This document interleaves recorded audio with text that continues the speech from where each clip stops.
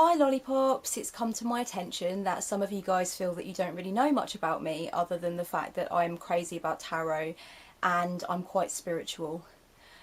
So I gave you guys the opportunity to ask me any questions that you would like to know the answers to on Facebook and Twitter. And I received a total of 38 questions. I'm going to answer them in two separate videos, and hopefully this will illuminate you a little more as to who I am when I'm not shuffling.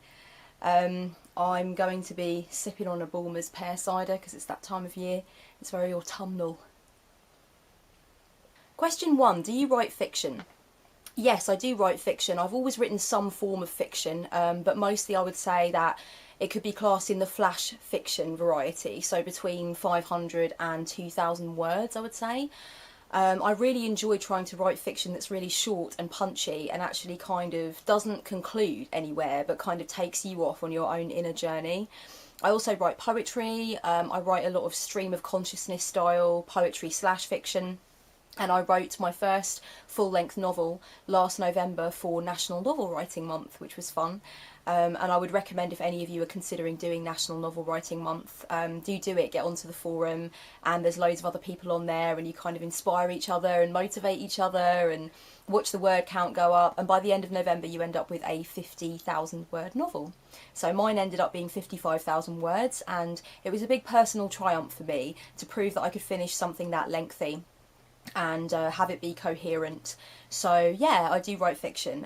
It's not really the bulk of what I write. I would say that the stuff that I write for the blog on the Four Queens is kind of more what I'm into writing every day and what I'm really passionate about, but certainly I do get the urge to write fiction, and I am a big writer of poetry these days. So yeah, I write. Question 2, what kind of jobs have you had? I started my working life as a silver service waitress for a local hotel. I trained in healthcare, and I did a job at a pharmacy working as a dispensers assistant. I worked for NHS Direct, which is the National Health Service helpline, where I gave out first aid advice or referred people to the ambulance service or to their local doctors depending upon what was necessary. I've also done a variety of other office-based jobs. I worked on a sales floor for a year. That was an experience. Think Wolf of Wall Street but with English accents. That was crazy. And I've done a lot of freelance writing and freelance journalism, a little bit of helping people with things like product copy.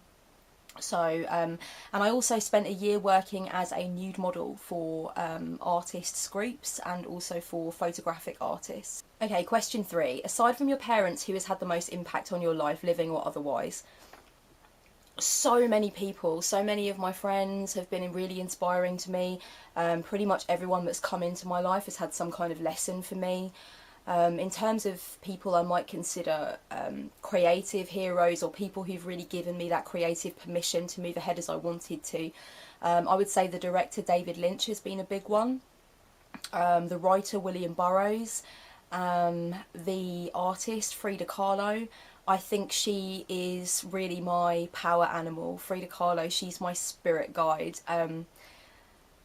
She's so much more than just an artist to me. She's like a shining facet of the divine feminine.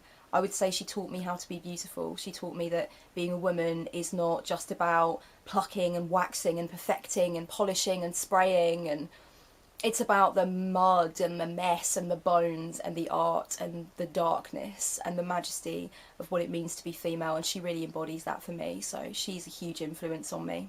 Question 4. What are you most passionate about other than your spirituality and tarot? I love writing, I love creating art, I love learning about the world of art and writing and seeing what's going on there. I'm very passionate about the world that I live in, I'm passionate about this planet, I'm passionate about politics and current affairs. Every single morning my boyfriend and I talk for at least an hour about what's going on in the world and what we think should be done about it, and just let each other know about petitions and protests and things of that nature. I don't protest much anymore. I used to be a really, really big protester. I've kind of calmed down on that now. But I did receive a letter from my MP the other day after taking some action in email form, and he assured me that something is going to be done about the issue that I'm concerned about. So yeah, I think I definitely have both feet in the world, and I'm interested in what can be done and how things can improve, and having those political discussions is still very important to me. I'm also really interested in things like style and customizing clothing. I like to have a look at what's going on the catwalks, but I also like to look at things like upcycling and eco-fashion. I used to write about that kind of thing and keep a blog that was kind of related to that, so that would be another area of interest for me, I suppose you could say. Question 5. I love the collage you do. How long have you been doing your artwork? How did you start? And what do you like most about the process? Thank you for liking the collage that I do.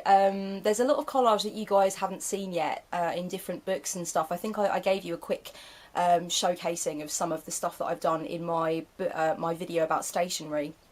And obviously there's the stuff that I do for the Four Queens e-zine, Tarot for Life and stuff.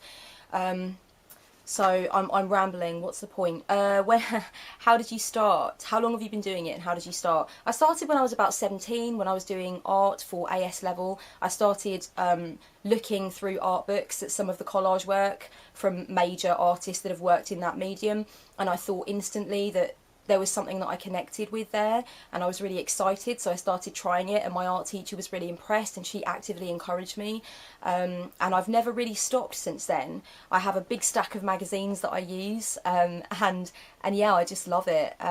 What do you like most about the process? I really love dedicating like 8 hours to collage, so I will just clear off the floor where I'm going to do my creative thing, and I will lay out all the magazines around me. I'll get the glue and I'll get the scissors ready, and I'll get kind of like a Tupperware box or a box file for all the bits and pieces that I find that I think that I could work with, and I'll get my book out where I'm going to make the collage, and then I just stick on some music, probably some post-rock or maybe some classical, potentially a little bit of Dvorak, something like that I can just get lost into.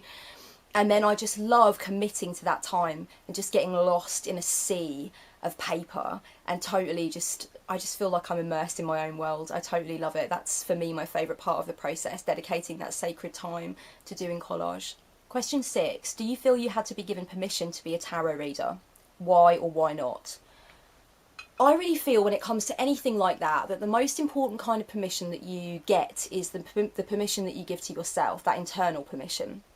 You can kind of be accredited by a popular reader online, or you can kind of join some kind of group, some kind of association that proves that you are you're kind of an accredited reader, or you're a respected reader, or you know you've done a certain amount of tests or whatever. You can become a qualified spiritual counsellor or holistic whatever, and I think those things do help to build confidence. They make you feel stronger in yourself, and if you've got a business idea, maybe it kind of works with that business idea and enables you to showcase your abilities.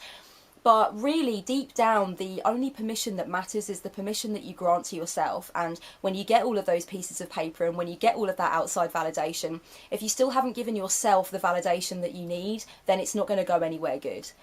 You need to be able to okay the work that you're doing. And so, yeah, I do think that I needed to give myself permission to be a tarot reader. And this moment just came where it kind of clicked that I'd been doing it for people for a long time. It was consistently helpful and I was consistently passionate about it. And I just felt like now's the time to actually take my readings and my work and my ideas to a larger audience and kind of find more people to play with in the tarot sandpit. So that's how it worked for me, and I do think internal permission is fairly integral to the plot on everybody's tarot journey. Question 7. Top 5 musicians, poets, writers, artists, hidden talents. I'm really, really sorry, Zoe. I love you to pieces, but I'm going to have to miss out this question because every single time I try and answer it, I just get stuck and I fall over myself. I don't know if this is true for anybody else out there, but I really struggle with top 5s. I find them really stressful because I don't really have a favourite. There's such a massive cornucopia of stuff out there, and I just love so much different stuff. But I am planning to read some poetry on the channel, some poetry that I love, some poetry that inspires me and fills my soul up with joy. So you guys will get to learn more about the poets and the kind of writing that I favour. Question 9, favourite art supplies. Magazines. For me, it's just scissors, glue and magazines. I love to go shopping for stationery, like really tough, good, well-bound recycled paper. I love Paper Chase. Paper Chase is like my little heaven. But really, I've just got a great big stack of magazines and I'm very selective about which ones I keep and which ones I recycle. I'm really fond of kind of abstract, surreal fashion magazines with those really kind of quirky photo shoots where you're not really sure what the hell's going on, but they're really good for collage. Anything with loads of words in it or loads of paintings in it. So Psychology's magazine is good because it's got a lot of relevant words. I like a lot of spiritual magazines, Kindred Spirit, that kind of thing. And what else do I like? Oh, I love Oh Comely magazine. I just love magazines, and for me they work. There's a kind of two-tier system. I get them and I love reading them, and then I love putting them into the magazine stack and knowing that they're just going to be ripped to all hell and they're going to be used to create these pieces of art that are going to come out of my own head. So magazines, really important. Also pipe cleaners and beads and wool to make little poppets for my crafting. I really love making little poppets. And Indian ink. Indian ink is so splendid for drawing those really intricate kind of swirling patterns and kind of going into that trance-like world of creating these little patterns. And I love doing that. I've loved doing that since I was really little. So that's also pretty important to me in terms of art materials. It's going to take me forever to drink this. It's about as big as my head. It's very nice. Question 10, are you on Pinterest? I'm not on Pinterest because the platforms that I've got at the moment are enough. If I start adding more into the mix, I'm just never going to get off the internet. Question 11, have you travelled? What places have you visited for spiritual purposes, the history that surrounds it, or just for pleasure and fun?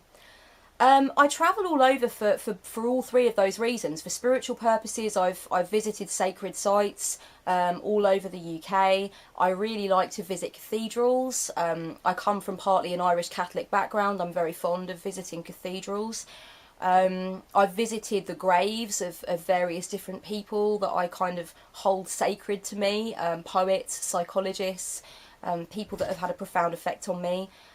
So I would say that's for a spiritual purpose in a lot of ways. I've visited a lot of places for the history that surround it and also for pleasure and fun. I've travelled across Russia. I'm really a big fan of Russia. I'm really interested in Russia. I've been to France, Luxembourg, Belgium, Germany, Spain. I'm probably missing places out. I have been to the other side of the pond, but only to New York. And I have been all around New York, the Bronx, New Jersey, Brooklyn, but I really would like to go across America, you know.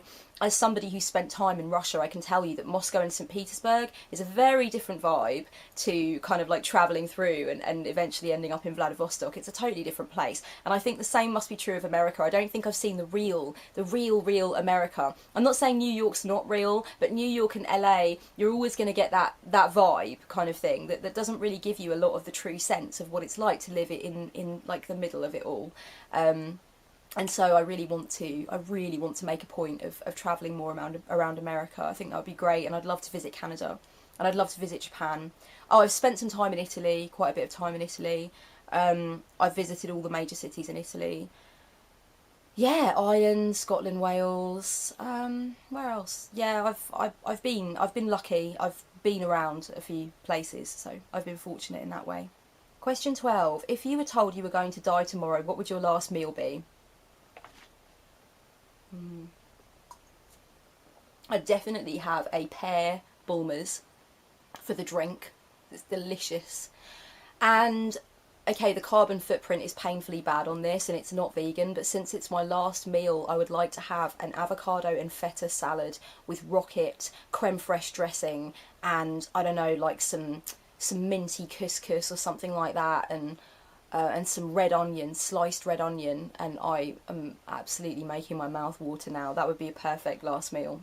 Question 13, what's a typical day for you?